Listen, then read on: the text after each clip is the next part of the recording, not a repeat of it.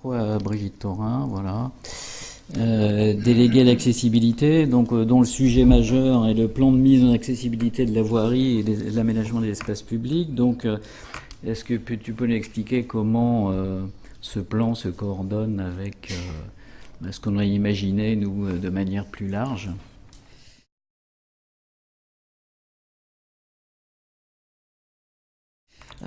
Oui, mais je vais quand même vous parler d'accessibilité avant de vous parler de l'outil qu'est le PAV. Tout à fait. Ce qui participera du reste de la réflexion de tout à l'heure sur qui est légitime dans le débat démocratique à s'assurer de la mise en valeur de ce bien commun qu'est l'espace public. Donc l'accessibilité dans la cité, l'accessibilité de la cité constitue un véritable défi en fait, puisque c'est celui de la citoyenneté et de l'autonomie des personnes handicapées dans leur vie de tous les jours.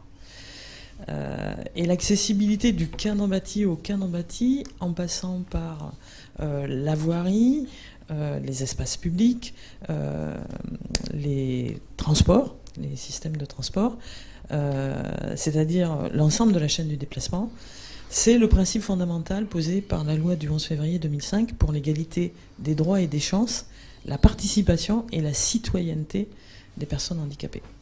C'est en fait cette loi, c'est de garantir, l'objectif c'est de garantir la possibilité, mais vraiment de manière effective et pas seulement théorique, pour les personnes handicapées de pouvoir circuler, participer et bénéficier des espaces et de toutes les infrastructures publiques et des services comme tout un chacun, parce que ça n'est pas le cas aujourd'hui. Et la grande avancée de cette loi, qui date, enfin ce n'était pas le cas en 2005, ça n'est toujours pas aujourd'hui, la grande avancée de cette loi, c'est le changement complet de perspective, de paradigme.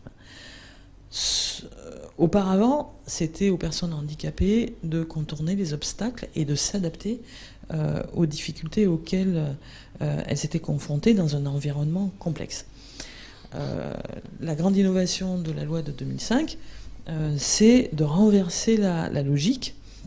Et maintenant, c'est chaque bâtiment, chaque infrastructure, chaque service qui doit s'adapter aux besoins et aux spécificités, mais aussi aux attentes de tous ces usagers et utilisateurs, et en particulier les personnes handicapées.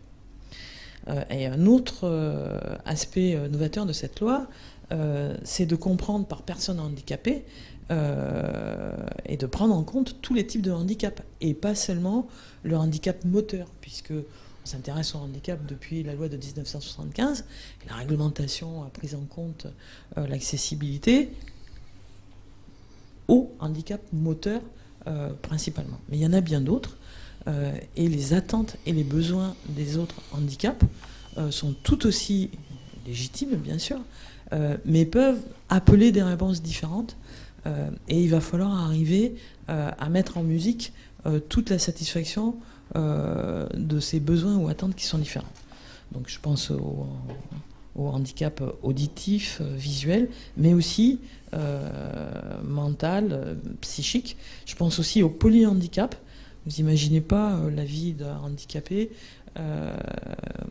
tous les obstacles qu'il peut rencontrer dans la vie de tous les jours, et quand en plus il souffre de polyhandicap et qu'il devient âgé, ça devient juste un parcours du combattant que la vie dans la cité.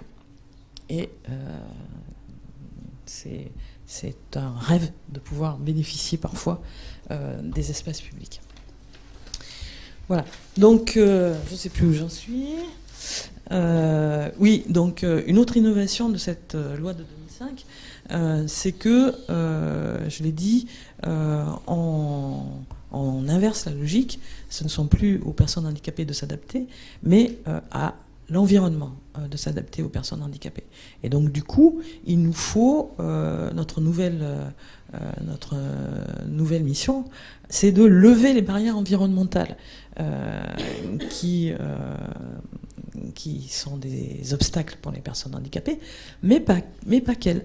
Donc à chaque fois qu'on cherche à faire de l'accessibilité, on lève des barrières environnementales, et donc on simplifie la vie des personnes handicapées, bien sûr, mais ce faisant, on améliore le confort d'usage de tous, de tout un chacun. De tout un chacun, parce que il ne faut pas oublier que à l'instant T, si on fait un sondage, 40% de la population a au moins rencontré une difficulté dans son cadre de vie quotidien, sur ses lieux de travail, sur ses lieux de loisirs, dans les 6 derniers mois. Donc, en plus, le vieillissement de notre société fait que demain, des obstacles à la jouissance de l'espace public, on va tous en rencontrer. Enfin, tous, les uns après les autres. Il y en a un petit peu plus tard que d'autres. Mais on va tous les rencontrer. Et donc, de ce fait, rendre accessible la cité et ses espaces publics, et son espace public, c'est une ardente obligation qui profite à tous, aux personnes handicapées au premier chef bien sûr, mais également aux femmes enceintes, aux mères de famille avec leurs poussettes, aux personnes âgées et aux pères de famille avec leurs poussettes, c'est vrai. Oui. Aux personnes transportant des bagages lourds, les femmes aussi, leur panier, mais les maris aussi. Voilà. Les touristes étrangers. Vous voyez, quand on travaille sur l'accessibilité pour le handicap mental, on sert les intérêts des touristes étrangers qui ne comprennent pas la langue et du distrait qui est sur le trottoir, le nez dans son iPhone, en train de prendre les dernières nouvelles de France Info, bien sûr, puisque ça marche aussi sur le téléphone. Alors bien sûr, l'espace public et les espaces publics sont véritablement le bien commun des citoyens. Et pour l'accessibilité de la voirie et des espaces publics, la loi a prévu un outil, c'est le plan de mise en accessibilité de la voirie et des aménagements publics, le PAV. Alors bien entendu, la loi précise que le PAV fait partie intégrante de schémas plus globalisants, et notamment le plan des déplacements urbains quand il existe, et que ce PAV il porte au minimum sur l'ensemble des aires de stationnement et des circulations piétonnes du territoire communal. En particulier, il doit fixer les dispositions susceptibles de rendre accessible aux personnes handicapées et à mobilité réduite, mais je vous l'ai dit, pas que, tous les handicaps doivent être pris en compte, rendre accessibles donc les circulations piétonnes et les aires de stationnement d'automobiles situées sur le territoire de la commune. Alors si on s'arrête au sens commun pour lequel les circulations piétonnes correspondent à l'ensemble des lieux et espaces où les piétons piétonnent, circulent, on doit quand même aller un petit peu plus loin. Il y a aussi d'autres concepts qui ont été évoqués tout à l'heure, comme l'aire piétonne, la voie verte, la zone 30 et la zone de rencontre,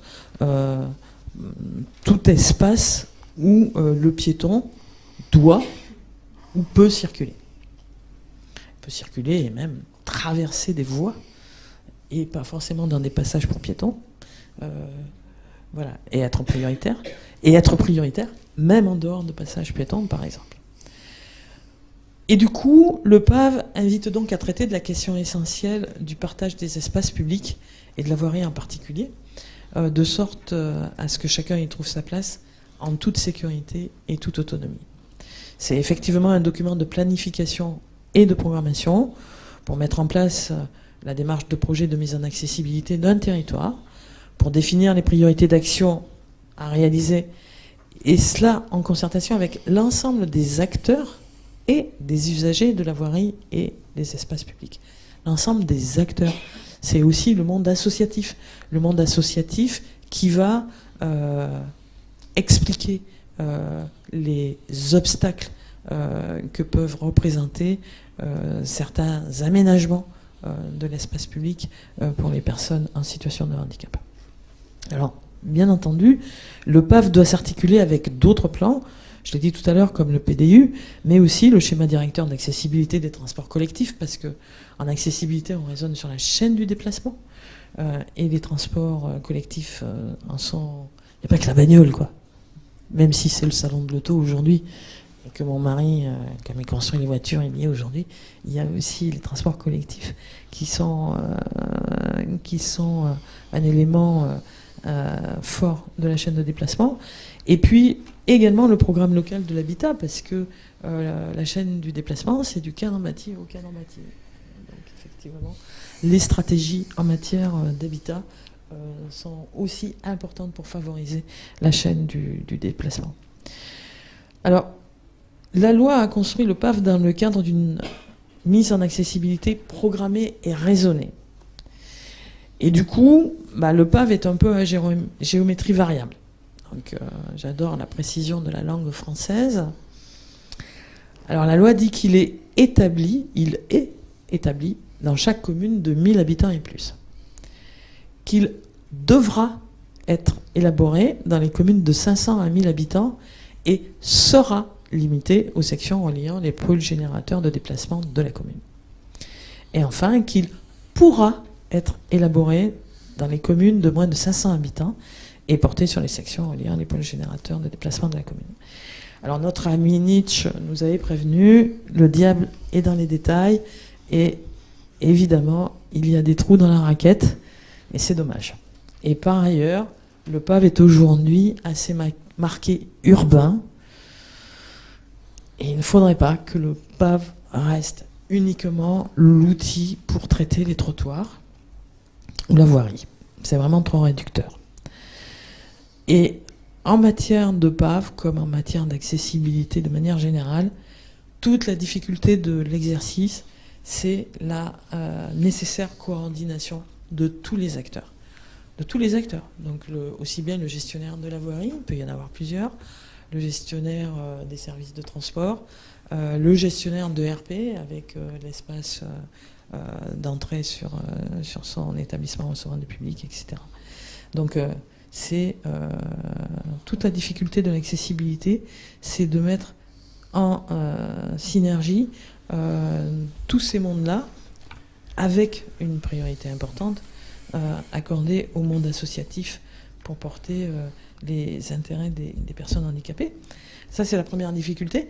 Et la deuxième difficulté, mais ça, c'est une difficulté qui est inhérente à peu près à tous les sujets sociétaux en France, c'est l'articulation avec tous les dispositifs. Parce que des dispositifs, il y en a plein. Du reste, le modèle qui nous est proposé pour le plan de mise en œuvre des espaces publics en a listé 9. Et ils sont tous aussi importants les uns que les autres.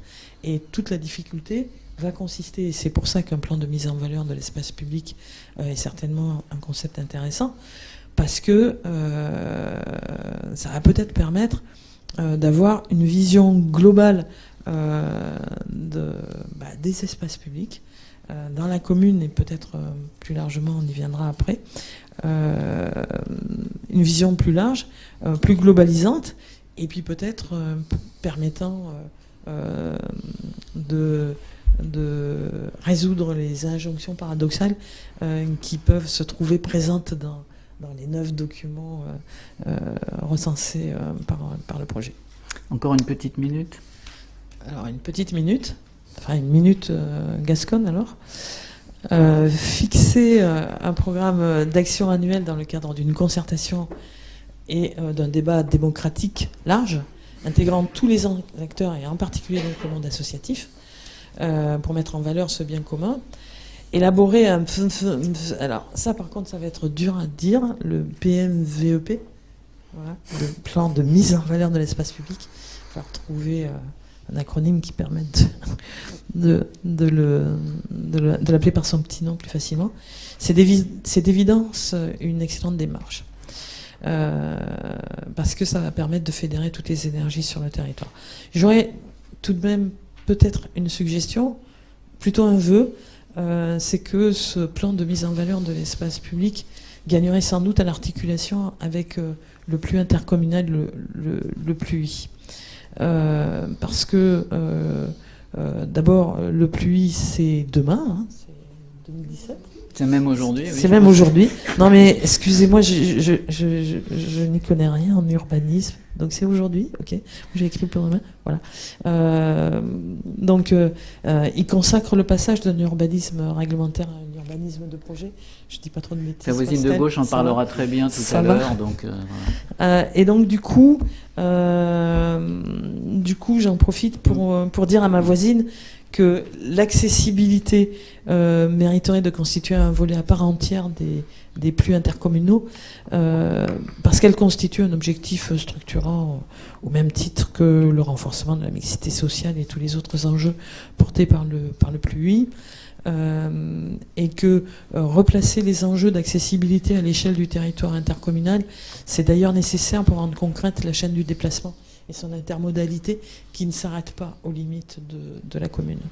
Tu peux conclure C'est ma conclusion. Oui. J'invite donc au rapprochement nécessaire de la sphère des métiers de l'accessibilité avec celle des urbanistes chargés de concevoir les configurations urbaines des prochaines années, mais c'est presque le thème d'un nouveau colloque. Donc je vais vraiment réduire ma conclusion à la dernière phrase.